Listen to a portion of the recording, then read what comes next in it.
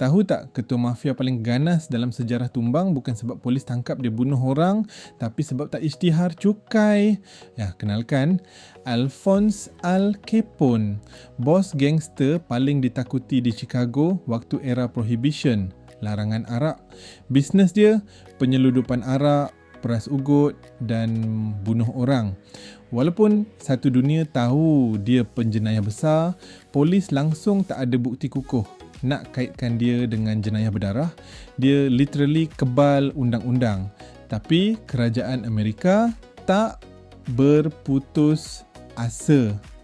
Bila pistol tak jalan, diorang guna kalkulator. IRS iaitu Jabatan Cukai Amerika masuk campur, diorang audit aliran tunai Capone. Nak tahu apa diorang jumpa? Berjuta-juta dolar duit haram dari empayar gelapnya. Langsung tak bayar cukai. Dekat sini wujudnya satu undang-undang cukai yang mind-blowing. Di sisi undang-undang, tak kisahlah pendapatan tu korang dapat dari bisnes halal jual nasi lemak atau bisnes haram yang menyalahi undang-undang.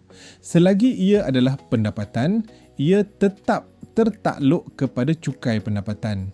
Korang curi duit pun kena isytihar cukai, okey tak? Disebabkan kesilapan bodoh ni, pada tahun 1931, Al Capone akhirnya didapati bersalah. Bukan sebab membunuh, tapi atas tuduhan mengelak cukai. Dia dijatuhkan hukuman penjara 11 tahun dan dihantar ke penjara paling ketat di dunia, Alcatraz. Bayangkan, kebal dengan peluru, tapi kecundang dengan resit. Kes Al Capone ni jadi penanda aras besar dalam dunia percukaian. Pendapatan haram tak terkecuali dari cukai. Jadi kawan-kawan, kalau bos mafia paling ganas pun tak boleh lari dari bayar cukai, apatah lagi kita.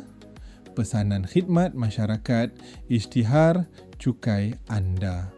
Nak tahu lagi banyak info cukai yang mind-blowing macam ni? Jangan lupa subscribe dan dapatkan buku Jangan Bayar Lebih untuk mengetahui teknik-teknik terkini pengurangan cukai.